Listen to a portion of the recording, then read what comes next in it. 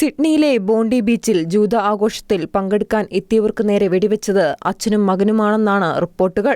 പാകിസ്ഥാൻ വംശജരായ 50-കാരനായ സാജിദ് അക്രം, ഇയാളുടെ മകൻ നവീദ് അക്രം എന്ന 24-കാരനുമാണ് അക്രമികൾ. ഇതിൽ 50-കാരനെ ആക്രമണത്തിന് പിന്നാലെ പോലീസ് വെടിവെച്ചു കൊന്നു. നവീദ് സാരമായ പരിക്കുകളോടെ ഗുരുതരാവസ്ഥയിൽ ചികിത്സയിലാണ്. ഓസ്ട്രേലിയയിലെ ജൂതവിഭാഗത്തെയാണ് അക്രമികൾ ലക്ഷ്യമിട്ടത്. ഭീകരരെക്കുറിച്ചും ആക്രമണത്തിനുപയോഗിച്ച ആയുധങ്ങളെക്കുറിച്ചുമുള്ള പ്രധാന വിവരങ്ങൾ പോലീസിന് ലഭ്യമായിട്ടുണ്ട്. സംഭവസ്ഥലത്തിന് സമീപം 2 സജീവമായ ഇംപ്രവൈസേഡ് സ്ഫോടക വസ്തുക്കൾ പോലീസ് കണ്ടെത്തിയിരുന്നു. വൻ സ്ഫോടനം നടത്താൻ ഇവർ പദ്ധതിയിട്ടു എന്നതിന്റെ സൂചനയാണിത്.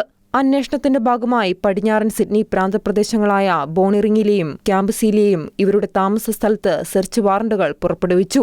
മരിച്ച 50 വയസ്സുകാരൻ ലൈസൻസുള്ള തോക്കുടമയാണെന്നും അദ്ദേഹത്തിന്റെ പേരിൽ 6 തോക്കുകൾ രജിസ്റ്റർ ചെയ്തിട്ടുണ്ടെന്നും പോലീസ് സ്ഥിരീകരിച്ചു.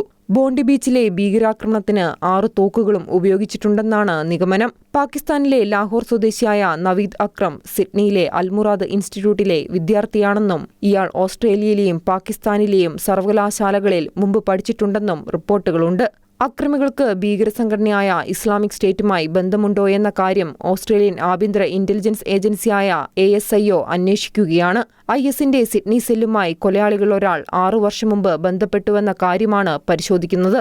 സിഡ്നിയിലെ ബോണ്ടി ബീച്ചിൽ ജൂതവിഭാഗക്കാരുടെ ഹനൂക്ക എന്ന ആഘോഷത്തിൽ പങ്കെടുക്കാൻ എത്തിയവർക്ക് നേരെയാണ് ഭീകരർ വെടിയുതിർത്തത്.